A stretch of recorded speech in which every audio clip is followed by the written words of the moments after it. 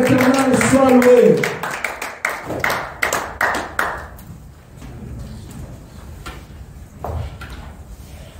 On peut se tenir debout. Je vais prier l'Éternel Dieu. L'Éternel Dieu de gloire.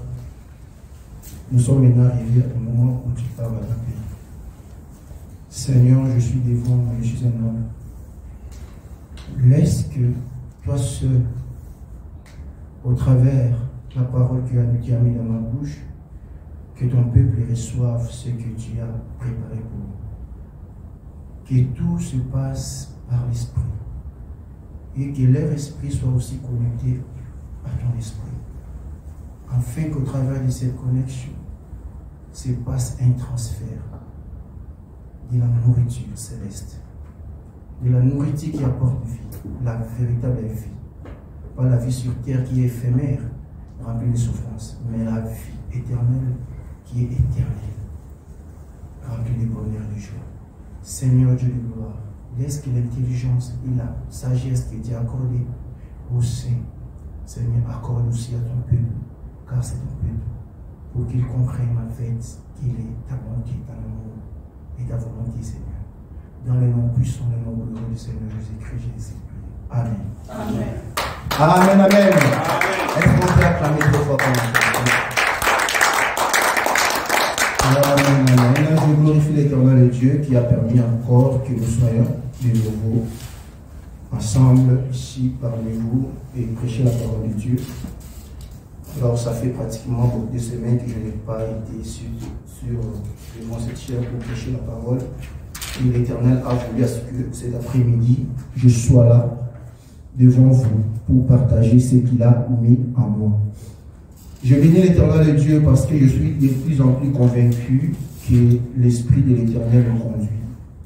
Parce qu'en réalité, ce que j'avais préparé pour prêcher, je n'ai pas compris avant 2 jours, avant la prédication du pasteur la semaine passée, 2 jours avant, le vendredi, je crois.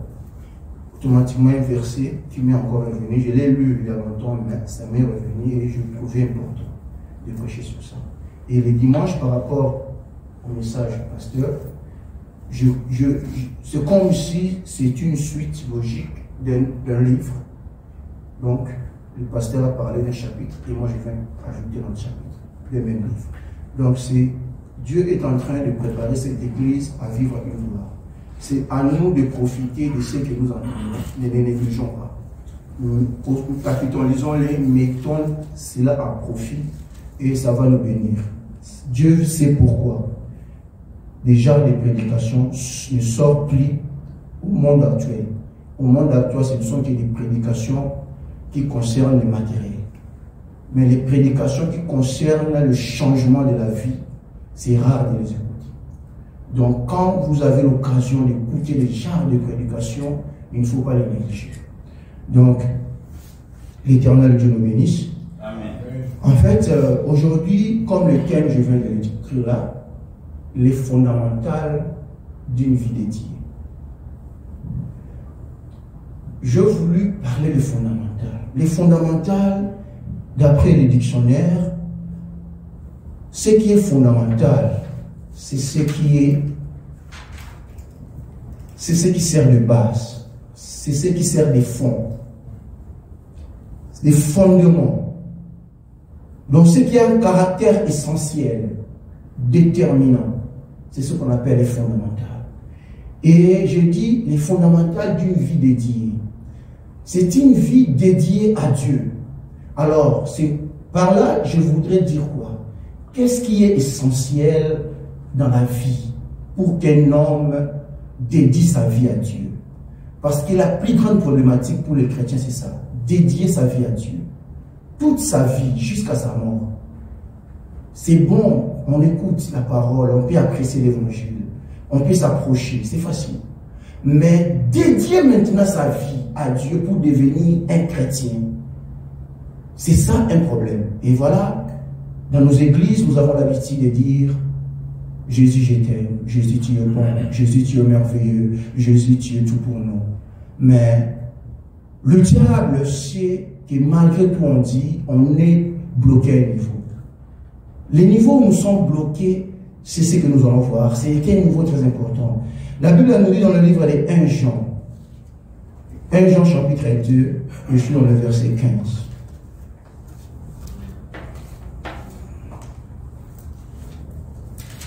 1 Jean chapitre 2.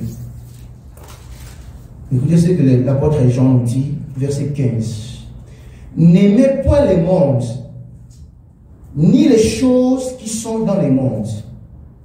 Si quelqu'un aime le monde, l'amour du Père n'est point en lui. Donc, si quelqu'un aime le monde, il n'aimera pas Dieu. Donc, il est pratiquement incompatible d'aimer le monde en même temps d'aimer Dieu. Donc, soit tu auras l'amour de l'un et tu haïras l'autre. Donc, si tu aimes Dieu, tu dois haïr le monde. Et si tu aimes le monde, tu haïras Dieu. Tu n'aimeras pas Dieu. Et voilà pourquoi même venir à l'église, c'est tout un problème pour quelqu'un. Des petites choses, par exemple, venir à l'église, ce n'est pas si grave.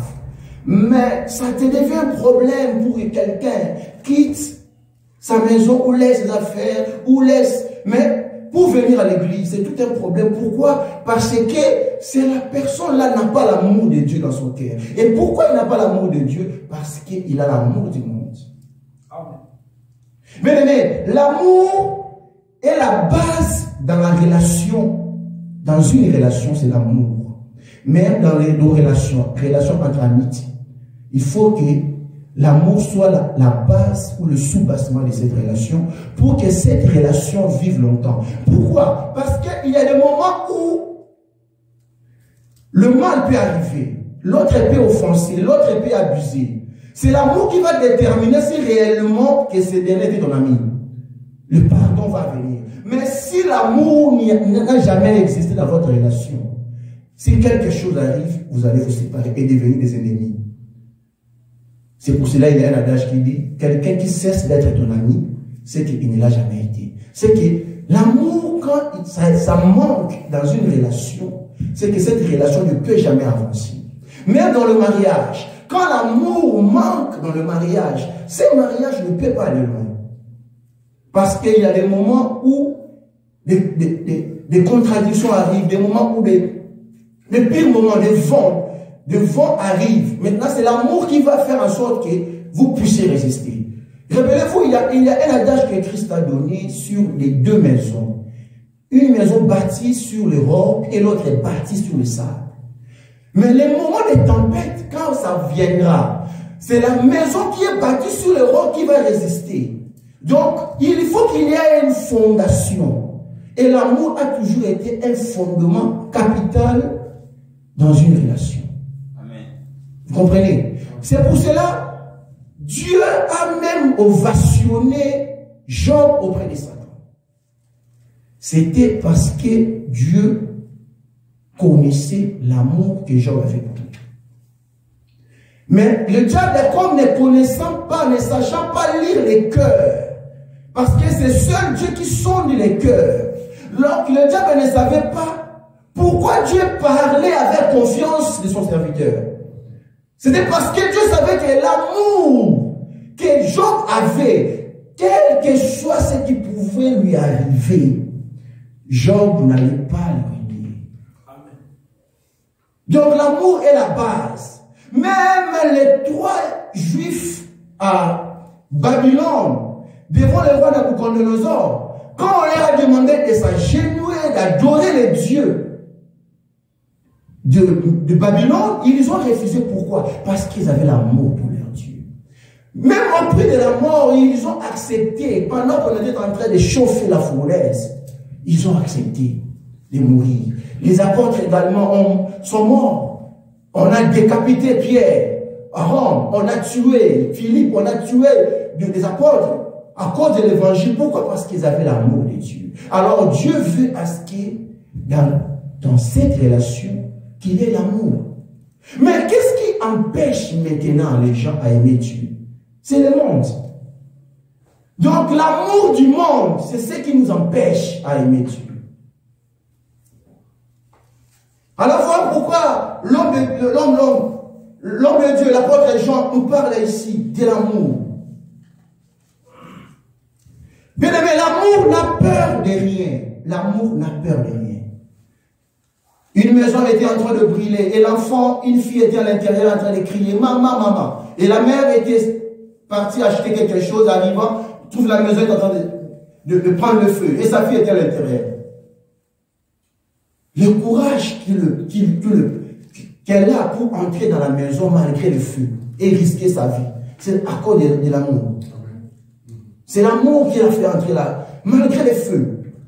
L'amour, quand on dit l'amour est plus fort que la mort, si la mort n'arrive pas à séparer les deux amoureux, alors qu'est-ce qui peut encore séparer?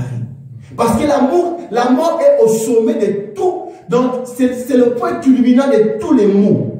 C'est la mort. Maintenant, si la mort n'arrive pas à séparer les deux personnes qui se sont aimées, alors qu'est-ce qui peut encore venir séparer? Voilà pourquoi, quand quelqu'un a l'amour de Dieu, plus rien ne peut le séparer de Dieu. Amen. Plus rien, ça veut dire que rien ne te séparera de Dieu. Rien. Rien. Alors vous allez vous demander, il y a des gens qui donnent leur vie à Dieu, toute leur vie, depuis leur enfance. Alors, pourquoi pas toi? N'étais-tu pas déjà arrivé un jour de te poser cette question? Pourquoi lui, il est comme moi, jeune comme moi, il travaille aussi comme moi, il touche l'argent comme moi, il roule le carrosse comme moi. Lui sert Dieu, il prie Dieu, il aime Dieu. Pourquoi pas moi? Est-ce que le royaume de Dieu est donné seulement pour lui et fait seulement pour lui? Pourquoi pas moi aussi je peux faire la violence? Pour aussi aimer Dieu, m'appliquer aussi comme les autres. Servir Dieu aussi comme les autres aussi le servent. C'est l'amour. Donc l'amour, c'est l'élément important. Alors si vous voulez servir Dieu, vous voulez aimer Dieu, vous voulez marcher avec Dieu, il faut l'amour. C'est pour cela quand quelqu'un se convertit, il écoute l'évangile, il commence à venir à l'église, le gars, des fois, il est très calme, il sait qu'il sera bloqué quelque part. Quand il s'agira d'aimer Dieu, il ne saura pas aimer Dieu. Parce qu'il continue à aimer le monde. Alors, nous allons faire l'analyse et l'étude de ces versets. La Bible nous parle des trois ennemis terribles qui s'attaquent aux chrétiens. Le diable, la chair qui est notre corps, c'est aussi notre ennemi, et le monde, c'est le troisième ennemi de l'homme. La Bible utilise le mot monde avec trois significations différentes. Le mot monde a trois significations dans la Bible. Le monde peut signifier la terre que Dieu a créée. Comme dans Actes, chapitre 17, verset 24, où il est écrit, le Dieu qui a fait les mondes et tout ce qui s'y trouve, etc., etc. Le monde peut également signifier les hommes ou les êtres humains, comme dans Jean, chapitre 3, verset 16. Car Dieu a tant aimé le monde qu'il a donné son Fils unique, afin que qui croit en lui, etc. Et la troisième signification se trouve maintenant dans le passage que nous venons de lire de 1 Jean, où les enfants de Dieu sont mis en garde en ces termes: n'aimez point le monde ni les choses qui sont dans le monde. Donc ici, le monde signifie quoi? Maintenant, les termes ici, le monde signifie quoi? Le monde dont on parle ici dans Jean signifie quoi? Le monde signifie un système du monde qui est un ennemi mortel des enfants de Dieu. Un système qui nous présente une société humaine dans la mesure où elle est éloignée de Dieu, organisée selon les fausses valeurs, dirigée par des mauvais désirs, animée par l'orgueil humain et l'égoïsme. Amen. Ma femme, un jour, elle était malade, elle était allée à l'hôpital. On va lui poser la question: es-tu une femme ou un homme? Elle répond: je suis une femme. On lui pose la deuxième question: es-tu une femme ou un homme? Donc, vous comprenez que dans cette société, on peut naître un homme et devenir une femme après. Donc, on peut naître une femme et un jour devenir un homme. Dire, moi, je suis une femme, moi, je peux devenir un homme. Et voilà, on tolère ça, on normalise ça. Et quand vous arrivez à l'hôpital, on vous demande: es-tu une femme? Oui. Es-tu une femme? Oui. Donc, tu es du sexe féminin, tu es aussi femme. Donc, c'est une société. Donc, c'est ça le monde. C'est une société basée sur des fausses valeurs. Et elle est organisée comme ça. Est-ce que allons-nous nous conformer à cette société? Nous avons nos us, nous avons nos coutumes, nous Africains, qui des fois, généralement, elle est contre la parole de Dieu. Et tout ce qui se passe, et tout ce que les gens observent à la lettre, mais c'est contre la parole de Dieu. Vous allez voir les gens les observer. Et chez nous, on fait ça. Chez nous, ce n'est pas mauvais. Chez nous, c'est tolérable. Dans ma coutume, c'est praticable. Mais c'est contre la parole de Dieu. C'est contre la parole de Dieu. Mais les gens sont prêts à observer. Les gens sont prêts à observer la lettre de genre de coutumes, des genres de lois, basées, organisées sur des fausses valeurs. C'est ça le monde. C'est un système. Et ce système est contrôlé par les diables. Depuis la chute de l'homme dans le jardin d'Éden, le diable a pris le contrôle de ce système. Et ce système a pour but de pouvoir éloigner l'homme de Dieu. Alors, donc, c'est une humanité qui a abandonné la volonté du Dieu qui l'a créée. Donc vous voyez que des gens vont maintenant vivre d'une manière ignorant même l'existence de Dieu. Donc leur vie totalement plongée dans des coutumes, plongée dans un monde qui ignore, qui efface systématiquement l'existence de Dieu. Ils ne considèrent même pas Dieu, que Dieu est là. Par leurs pratiques, par leurs désirs, par leur envie, tout. Bien-aimés frères et sœurs, le monde est aussi l'ensemble des choses matérielles et des plaisirs passagers qui séduisent l'homme et l'éloignent de Dieu. Des choses matérielles, des plaisirs passagers. Vous voyez, il y a des plaisirs que nous aimons vraiment accomplir dans nos vies. Bien qu'ils sont passagers, mais nous les aimons. Nous aimons vraiment faire des choses inutiles. Vous voulez seulement obtenir quelque chose. Mais ça fait partie des plaisirs passagers. Ça n'a pas d'importance, ça n'apportera rien à ta vie. Vous voyez un homme qui cherche toujours à courir derrière les filles. Bien aimé, tu peux aujourd'hui commencer à courir derrière les filles. Aujourd'hui, d'aimer. Mais un jour, tu vas te fatiguer. Toi-même, ton corps ne te permettra plus de le faire. Ce sont des plaisirs passagers. Voilà pourquoi l'homme sage de la Bible de Salomon a dit vanité de vanité, tout est vanité. Mais ce sont des genres de plaisirs qui ont mené beaucoup de gens au cercueil. Beaucoup de gens sont morts, ont perdu la vie à cause de ces plaisirs. Peuple de Dieu. Mais en faisant cela, les hommes sont totalement éloignés de Dieu. Voilà pourquoi l'apôtre Jean dit, si quelqu'un aime le monde, l'amour du Père n'est pas en lui. C'est pratiquement impossible d'aimer le monde et d'aimer Dieu. Alors, pour comprendre ce système et la façon dont il est organisé, l'apôtre Jean identifie pour nous 3 catégories principales qui constituent d'ailleurs les piliers de ce système. Donc, je peux dire des pylônes de ce système.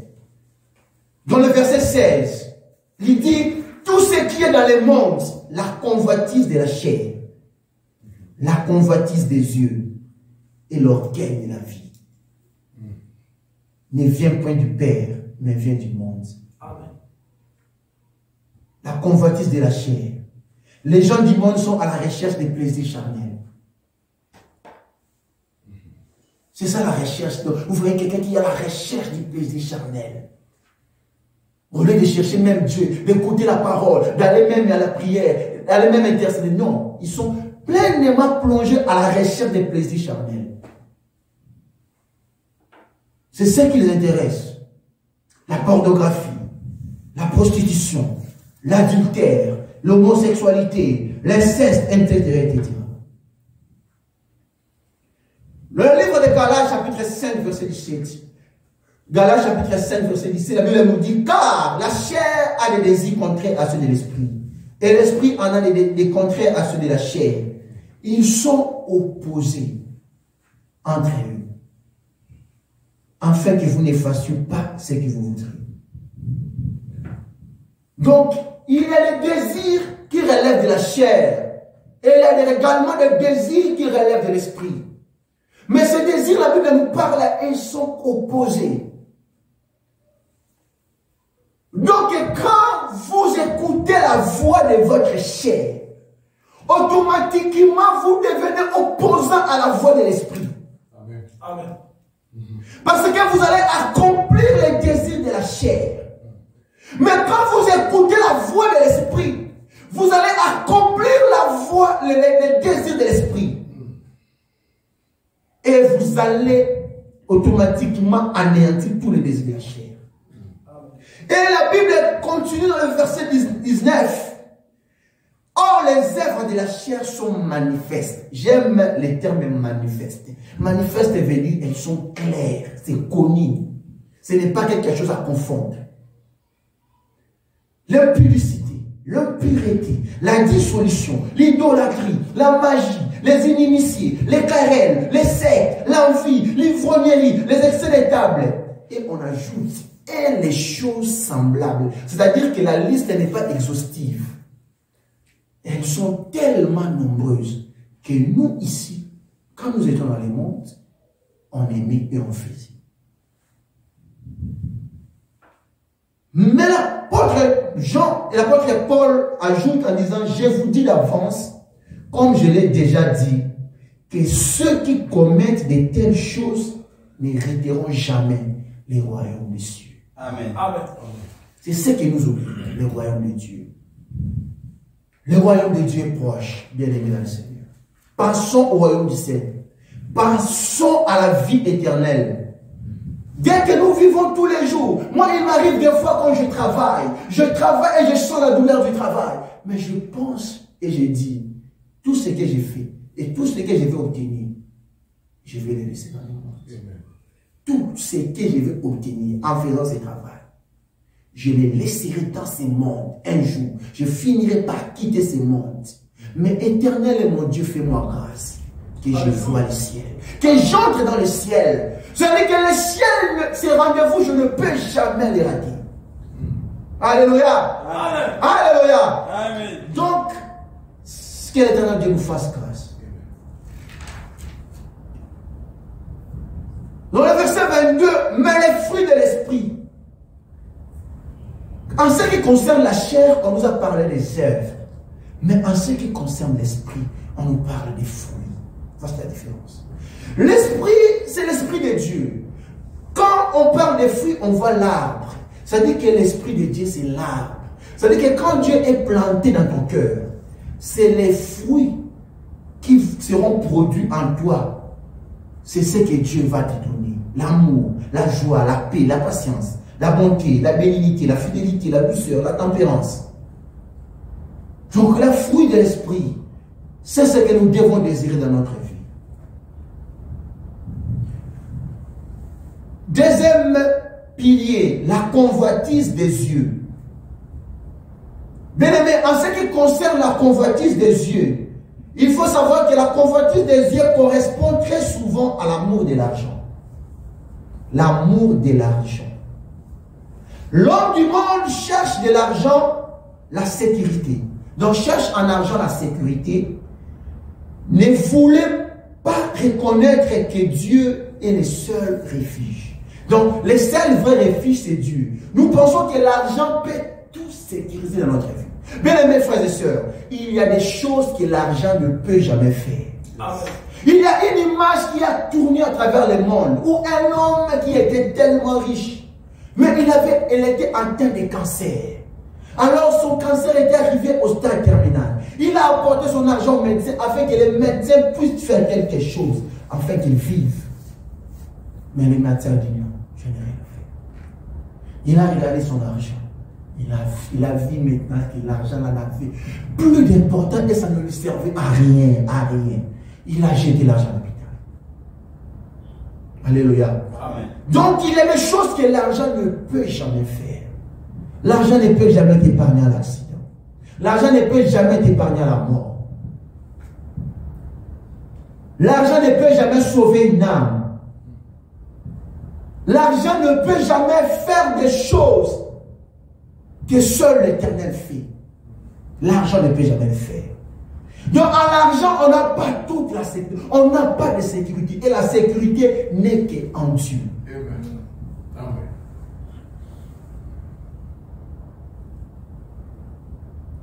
Christ a dit dans Matthieu chapitre 6, verset 24. Nul ne peut servir deux maîtres. Car ou il haïra l'un et aimera l'autre, ou il s'attachera à l'un et méprisera l'autre. Vous ne pouvez servir Dieu et maman. Dieu et maman. C'est-à-dire, on prend Dieu en place et on prend maman en place. Et pour dire, vous ne pouvez servir Dieu et maman. C'est-à-dire que Dieu, maman aussi est un Dieu. En d'autres termes. Et maman, c'est qui? C'est le Dieu de la richesse, le Dieu de l'argent. Bien aimé, il y a un sujet que beaucoup d'élèves de 6e ont traité dans leur dissertation, qui est connu dans le monde de dissertation. Ce sujet dit: l'argent est un bon serviteur, mais un mauvais maître. Donc, si l'argent devient ton maître et que toi tu deviens le serviteur, c'est-à-dire que toi tu deviens l'adorateur de l'argent, et l'argent va te conduire jusqu'à ce que tu seras ruiné. Parce que quand l'argent devient maître dans ta vie est ruinée, tu ne vas même pas penser à Dieu. Et tu es prêt à faire tout parce que tu veux avoir l'argent. Mais si l'argent devient un serviteur, c'est toi qui vas le diriger. C'est pour cela, je le dis toujours, il faut chercher l'argent pour un but. Tu veux faire quelque chose et tu cherches l'argent parce que je vais construire, je vais soutenir les pauvres, je vais créer une ONG, je vais créer un hôpital, construire un hôpital, tout ça. Voilà pourquoi je cherche l'argent pour faire ça. Voyez, c'est vous qui êtes les maîtres. Vous cherchez l'argent pour que l'argent vous serve à accomplir vos objectifs. Mais quand l'argent, vous le cherchez pour l'argent, non, je cherche l'argent pour l'argent, vous devenez maintenant serviteur de l'argent. C'est maintenant ce qui est mauvais, c'est ce qui est pire, plus pire. C'est ça. Et vous allez vous laisser amener comme ça. Oubliant même qu'il y a un Dieu qui existe.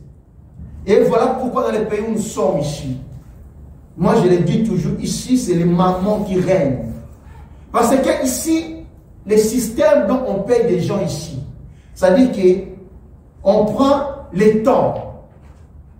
Vous voyez, on prend les temps, on les met à la disposition de ceux qui en veulent pour qu'ils puissent gagner de l'argent. C'est pour cela qu'on dit time is money. Donc, le temps que l'homme a besoin pour s'occuper aussi de ce qui est important. Maintenant, toi tu seras obligé, comme on t'a proposé de l'argent, de mettre tous ces temps à la disposition de ceux qui ont besoin de l'argent et toi, ils vont te payer pour que toi tu gagnes de l'argent. Et automatiquement, tu n'as plus le temps. Et raison pour laquelle dans ces pays, c'est difficile de voir les gens aller à l'église. Quelqu'un peut avoir besoin d'aller à l'église, mais comme il a tellement besoin de l'argent, il a tellement besoin de faire des overtime. Vous voyez, il se donne complètement, il pense toute sa vie, toute sa concentration, toute sa vie à la recherche de l'argent et à donner son temps. Parce qu'on paye ici en fonction du temps. Donc vous faites 9 heures du temps, on vous paye 9 heures du temps. Vous faites 40 heures, vous payez 40 heures. 70 heures, les gens de d'autres personnes vont même à 90 heures. J'ai vu un frère me montrer un pain chèque. Il est allé réclamer d'autres heures qu'on a omises, mais dans son pain chèque, il avait déjà atteint 95 heures. Mais il réclame les 3 heures qu'on a omises. Donc il avait déjà atteint 98 heures selon lui du travail. Regardez un peu. Est-ce que cet temps aura le temps pour Dieu, cet homme? Parce qu'il a même peu de temps pour lui pour te reposer, pour dormir. Il va complètement oublier que Dieu existe. Malgré qu'il sait qu'il y a un Dieu, mais penser maintenant aller à l'église, se mettre comme ça, comme tout le monde ici, c'est pratiquement impossible. Même le dimanche, il est au travail. Il travaille. Il rentre, fatigué, il dort un peu, il se réveille le matin. Donc, vers, je ne sais pas à quelle heure, là, 25 heures, il se réveille, il est là, encore au travail, toute sa vie. Mais tout ce qu'il va gagner là, tout ce qu'il va gagner, c'est pour ses morts, ça va rester. Les gens vont mourir. Tout ce qu'il va gagner, ça va mourir. Mais vous savez que c'est un système où le diable nous met dans une situation où on est trop focalisé à des choses périssables, au lieu de penser aussi à ce qui est important pour nous, à la vie éternelle. On n'a plus le temps. Est-ce qu'ici, disons-nous la vérité, est-ce qu'ici quelqu'un lit la Bible?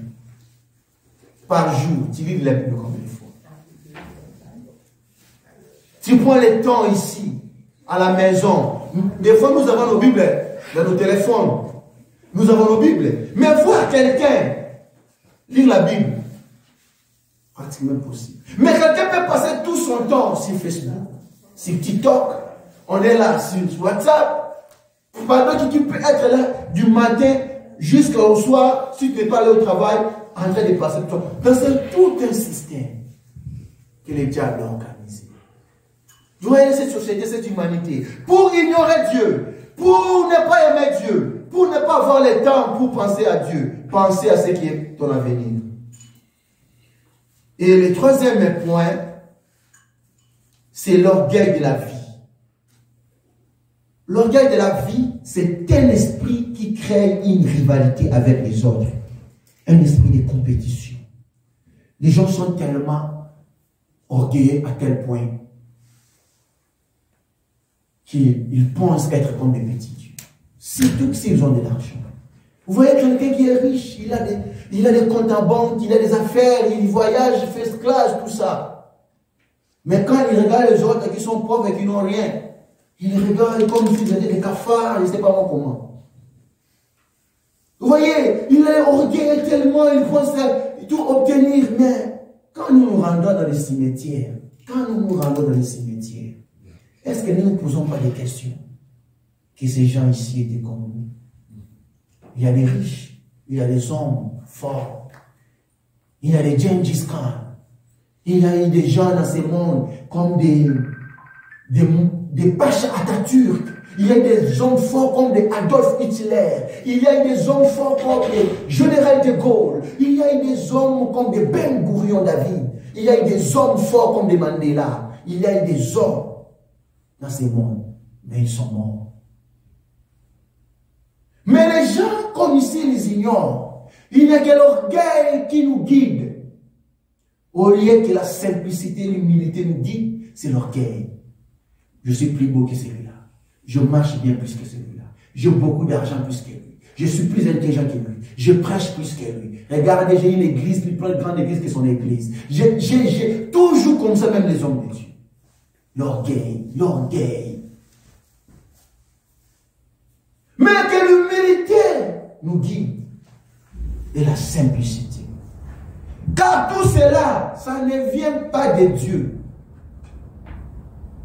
C'est un système du diable. Même dans nos églises. Il y a des gens qui font des compétitions. Celui-là, il s'est mis, je ne sais pas, mais il a porté quel habit. L'autre aussi va chercher, moi je vais m'habiller chic, je vais saper. L'autre, vous voyez, même dans les églises, cet esprit-là, c'est un esprit à combattre, ça ne vient pas de Dieu. Amen. Un enfant de Dieu ne peut jamais avoir un tel esprit. Amen. Habille-toi comme tu t'habilles. Si quelqu'un aime s'habiller, c'est son style. Toi, habille-toi comme tu t'habilles. Sois comme tu aimes être. Vis comme tu aimes vivre. Ne vis pas parce que l'autre vit comme ça. Ne regarde pas la vie parce que l'autre est comme ça. Parce que l'autre a acheté une telle voiture. Parce que l'autre est l'autre. Non. Non. Sois comme tu veux. Et l'esprit de Dieu. Tout ce qui ne vient pas de Dieu, il faut l'éradiquer. Bref, bien-aimés frères et sœurs, la caractéristique du monde, comme nous venons de voir, c'est la société humaine sans Dieu. C'est une société sans Dieu. Donc, le but de ce système, c'est d'entraîner les cœurs des hommes loin de Dieu et de l'obéissance à sa volonté. C'est pourquoi vous allez remarquer au sortir de l'Égypte, on va lire ce passage, Lévitique chapitre 18, verset 1 à 4. Lévitique chapitre 18. J'aimerais que quelqu'un puisse nous lire ça. J'aimerais que quelqu'un m'aide à lire ça. Lévitique chapitre 18, verset 1 à 4. Quelqu'un peut me lire ça rapidement. Il a trouvé. L'Éternel parla à Moïse et dit: Amen. Parle aux enfants d'Israël et tu leur diras: Je suis l'Éternel votre Dieu. Vous ne ferez point ce qui se fait dans le pays d'Égypte où vous avez habité. Et vous ne ferez point ce qui se fait dans le pays des Canaan où je vous mène. Vous ne suivrez point leurs usages. Vous pratiquerez mes ordonnances et vous observerez mes lois. Vous les suivrez. Je suis l'Éternel, votre Dieu. Alléluia. Amen. Donc le peuple d'Israël en Égypte était peuple de Dieu. Ils vivaient dans un pays, dans un monde qui était tout à fait ignorant de Dieu. Un monde, tout un système contrôlé par les diables, où on adorait les idoles, où on faisait n'importe quoi, où on avait des us et des coutumes qui étaient contraires à la parole de Dieu. Mais les peuples qui vivaient là étaient les peuples de Dieu. Et Dieu est allé libérer ces peuples. De la même manière que l'Éternel Dieu nous a libérés du monde. L'Éternel Dieu les a libérés du monde. Alors, maintenant arrivons dans le désert. Les choses sérieuses commencent. Il leur dit: vous ne ferez point ce qui s'est fait là-bas. Ça veut dire que nous, on ne peut jamais faire ce qui s'est fait dans le monde. Amen. Nous sommes des enfants de Dieu. Ce qui s'est fait dans le monde, nous, on ne peut pas le faire. Vous ne pouvez pas voir un chrétien. C'est pour cela que beaucoup de chrétiens ne se sentent même pas dans la joie d'être chrétien. Parce que leur cœur est toujours là. Bien-aimés, il faut être dans la joie d'être chrétien. Amen. Comment un chrétien ne peut pas dire que tu es malheureux parce que tu es chrétien? Parce que tu vois que on t'a restreint tes libertés, que tu ne peux pas faire ce que les autres font, ceux qui sont dans le monde. Si vous êtes dans une fête et qu'on met des chansons là, et les gens dansent, tu vois comme si tu es en train de rater. Dans ton cœur là, ça fait tu.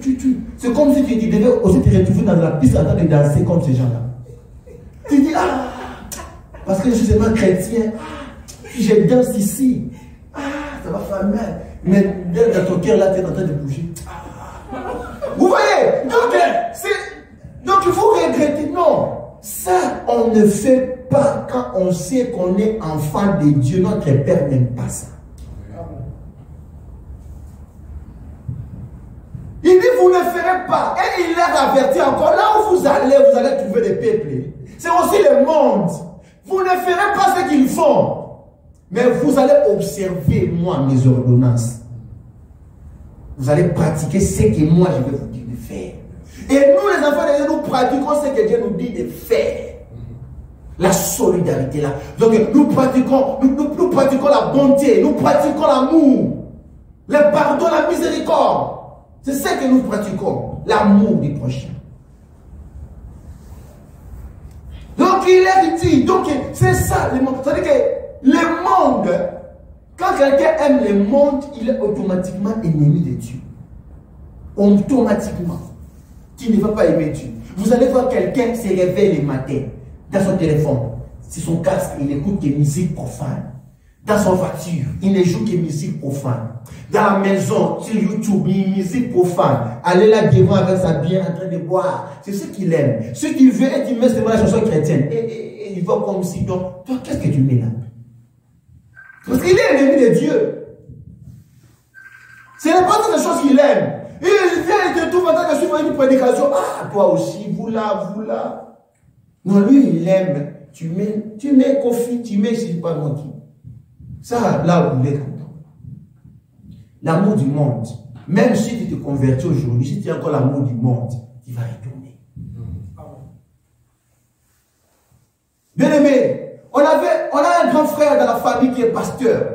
Il avait l'habitude, s'il nous voit, il nous amène par force à l'église. Donc, quand il vous amène, donc, vous êtes à l'église, là, vous êtes mal à l'aise, vous regardez les temps en temps, tout ça pour sortir. Tu es mal à l'aise à l'église. Je me souviens même de notre ami, un jour, on l'a aussi surpris comme ça, au bout des routes, on l'a pris de force, on l'a mis à l'église. Ce qu'il avait fait, ça m'a étonné le jour-là, j'ai dit, Dieu est arrivé jusqu'à faire ça. Donc vous allez imaginer, il fait semblant comme si quelqu'un est allé chercher les installations sanitaires pour se soulager. Il va derrière, il escalade les murs. Donc il part, donc il est mal à l'aise. Pourquoi? Parce qu'il a l'amour du monde. Donc des lieux comme ça ne lui plaît pas. Être à l'église, ça ne lui plaît pas. Et l'église comme ça, ce n'est pas pour tout le monde. Les gens ne se trouvent pas dans la joie. Regardez, David il dit, je suis dans la joie. Quand on me dit, allons dans la maison de l'Éternel. Amen. La maison de l'Éternel, c'est un lieu qui doit te faire la joie. Amen. Faire la joie à un enfant de Dieu. Mais comment toi, quand on te parle des choses alors à l'église, donc tu fais ça? Pourquoi? Parce que tu as encore l'amour du monde. L'amour du monde. Frères et sœurs, qu'est-ce que Dieu veut nous faire voir en ce qui concerne le monde? Dieu veut que nous sachions que le système du monde est dirigé par Satan. Que nous sachions, ce système-là, c'est un système de diable dirigé par Satan. Puisque le monde est dirigé par Satan, être ami du monde, c'est être ennemi de Dieu. Jacques chapitre 4, verset 4. Ne savez-vous pas que l'amour du monde est inimité contre Dieu? Celui donc qui veut être ami du monde se rend ennemi de Dieu. Deuxièmement, Dieu veut que nous voyions le système du monde n'a pas d'avenir. N'a pas d'avenir, ce système. Dans le verset 17 de Jean chapitre 2, il dit, et le monde passe et sa convoitise aussi. Mais c'est lui qui fait la volonté de Dieu demeure éternellement. Donc, le monde va passer. Tout ce que là nous cherchons, le plaisir, ça va passer. C'est passager. Mais c'est lui qui fait la volonté de Dieu demeurera éternellement. Donc, cherchons à faire la volonté de Dieu. Donc, il est plus important ici, comme l'apôtre Paul le dit dans Romains chapitre 12, verset 2. Donc, ne vous conformez pas au siècle présent, mais soyez plutôt transformés par le renouvellement de l'intelligence et de la sagesse. Vous comprenez? C'est-à-dire que l'apôtre Paul veut à ce que nous voyons les choses comme Dieu voit les choses. Alléluia, c'est très important. Ne voyons pas les choses à la manière des hommes, mais voyons les choses comme Dieu voit les choses. Tu regardes ça, c'est un piège. C'est un piège. C'est difficile, je ne peux pas le faire. Malgré mon cœur me pousse de le faire. Non, je ne peux pas le faire. C'est un piège. Voyons le monde. Voyons les choses à la manière de Dieu. L'avenir en Dieu est meilleur. En venir dans le Seigneur est meilleur. Celui qui s'attache à Dieu a de l'avenir. Celui qui croit à Dieu a de l'avenir. Je le confirme et je le certifie avec conviction que l'avenir en Dieu est toujours meilleur. Yes. Vous venez vous prier, ne pensez pas que votre vie sera la même. Non. Amen. Même si vous avez un problème qui vous choque, Dieu a un plan, il sait. Il va vous justifier. Amen. Il va vous rassurer la vie. Vous allez témoigner Dieu. Amen.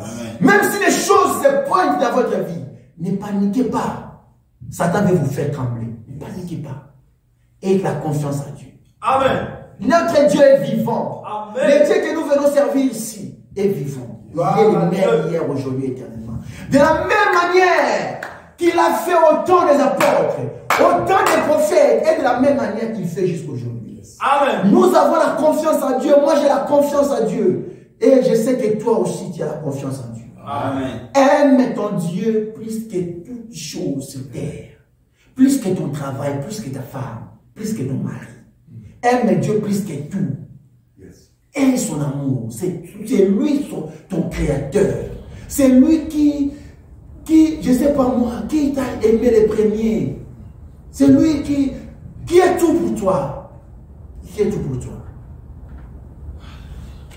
Regardons les choses. Ne voyons pas les choses à la normale comme si c'était normal, non. Regardons les choses comme telles qu'elles sont. Ayons l'esprit de Dieu. Ayons l'esprit de Dieu. Ayons le sens de comprendre les choses. Car le monde est très mauvais. Le système du monde est très mauvais. Et ça n'a rien dedans. Ça n'a rien dedans. Tu peux boire aujourd'hui, boire demain, boire jusqu'au bout. Et tu vas tomber malade. Tu peux courir derrière femme, tu peux courir derrière homme, tu peux faire tout ce que tu peux faire comme plaisir. Ça n'a rien d'importance. Qu'est-ce qui peut te séparer? Qu'est-ce qui peut t'empêcher à aimer Dieu? Qu'est-ce qui peut t'empêcher à venir à l'église? La Bible dit fidèle dans peu de choses, fidèle dans grandes choses. Si des choses petites, comme seulement venir à l'église, elle n'est pas difficile. Venir à l'église n'est pas difficile. Mais si tu n'arrives même pas à venir à l'église avec joie, de ton bon gré, alors si Dieu te demandait, aujourd'hui, Cadet, tu vas faire 2 jours, il n'ira pas au travail, tu vas m'adorer. Tu vas le faire. Rater 2 jours de travail, de l'argent, tu penses à l'argent. Tu ne vas pas le faire. Mais seulement 2 heures, les dimanches où tu n'as rien aussi à faire. Si tu veux rester à la maison, tu vas déambiller, sortir, faire des va-et-vient, non, tu ne vas rien faire. Mais on te demande de venir à l'église. C'est tout un problème. Et si aujourd'hui, je le répète, je le dis toujours, si Dieu devrait conditionner notre vie, notre force, notre énergie que nous avons tous les jours d'aller au travail, devait conditionner ça dans notre présence à l'église. Qu'avant d'avoir la force des matins pour aller travailler, il faut d'abord passer à l'église. Dieu te charge, comme nous chargeons le téléphone là. Dieu te charge. Si Dieu te charge, maintenant tu vas aller travailler toute la semaine. Mais nos églises ici, c'est rempli de gens. Les gens devaient être là. Je dois être là pour que on me charge. Donc je dois être au travail. Mais comme Dieu nous le donne gratuitement, nous ne le comprenons pas. Il nous le donne gratuitement. Prenez ça gratuitement. La vie, vous nous prenez la santé, prends ça. Mais je regarde sur toi, tu vas me donner, remettre ça, remettre cet amour que j'ai pour toi. Donc, ayons l'amour de Dieu. Amen. Nous allons prier l'Éternel et bon. Nous allons prier l'Éternel.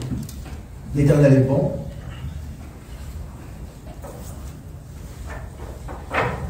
Tu vas prier Dieu.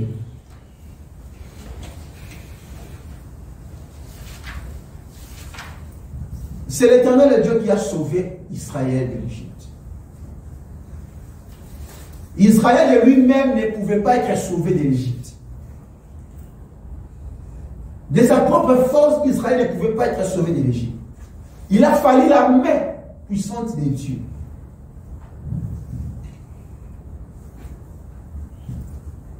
Moïse a dit au peuple, Pharaon ne vous libérera pas si c'est de la main puissante. C'est-à-dire, si nous sommes encore, nous continuons toujours, ou si tu continues toujours à avoir l'amour du monde, celui-là qui t'empêche à aimer Dieu, dis à Dieu de te délivrer, de te sauver. Parce que ceux qui sont encore dans le monde ne sont pas sauvés. Mais l'Éternel Dieu te sauve. Dis-lui, l'Éternel Dieu, sauve-moi. Et si tu es déjà sauvé, tu n'es pas dans le monde, tu vas dire à Dieu, Seigneur, sauve ceux qui sont encore dans le monde. Sauve les frères qui sont encore dans le monde. Malgré qu'ils sont encore au milieu de nous, ils viennent, mais leur cœur n'est pas vraiment totalement donné à Dieu. Que l'Éternel Dieu les sauve du monde. Prions dans le nom puissant de Jésus-Christ. Alléluia. Éternel Dieu de gloire, c'est toi qui as créé sur la terre. C'est toi qui as sauvé Israël. C'est toi qui as libéré Israël de l'Égypte.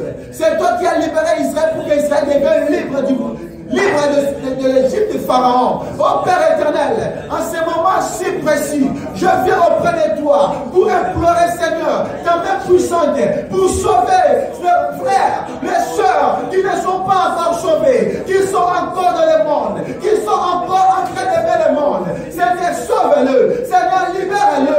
Seigneur, sauve-le.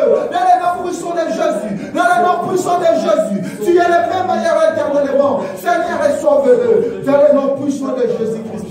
Alléluia. Tu vas le prier, tu vas le demander que l'Éternel Dieu t'accorde l'intelligence et la sagesse spirituelle. Que l'Éternel Dieu t'accorde l'intelligence et la sagesse spirituelle, afin que tu comprennes et tu vois les choses comme Dieu comprend et voit les choses. Prions dans les noms puissants de Jésus-Christ. Éternel Dieu puissant, Seigneur, transforme-nous, Père. Renouvelle notre intelligence. Transforme-nous, Seigneur. Que nous ne nous conformions pas au monde. Que nous ne nous conformions pas aux choses du monde. Que nous soyons des enfants qui prient. Des enfants qui prient au Seigneur dans le monde. Oh, je vais enfin. Père éternel, Seigneur Dieu, accorde-nous l'intelligence, accorde-nous la sagesse. Dans le nom puissant de Jésus-Christ, nous avons ainsi prié. Alléluia. Le Dieu de gloire, béni soit le sang d'Israël. Béni soit Maranatha. Béni soit le commencement et la fin. Béni soit le Dieu de la Bible et le Dieu des apôtres. Nous te bénissons pour ce moment qui nous a tellement bénis. Jéhovah Rapha, que ton nom soit loué. Que ton nom soit élevé au-dessus de tous les noms. Laisse que cette parole touche les cœurs de ceux qui ont encore les doutes, de ceux qui ont encore l'amour du monde. Seigneur, que cette parole le libère, qu'il soit maintenant libéré dans le nom puissant de Jésus, qu'il soit maintenant libéré dans le nom puissant de Jésus, qu'il soit sauvé, qu'il ait la vie sauve dans le nom puissant de Jésus-Christ. Renouvelle-nous. Transformez-nous, que nous soyons transformés, que nous soyons renouvelés dans les noms puissants de Jésus-Christ. Nous avons ici prié. Amen. Amen. Amen. Amen.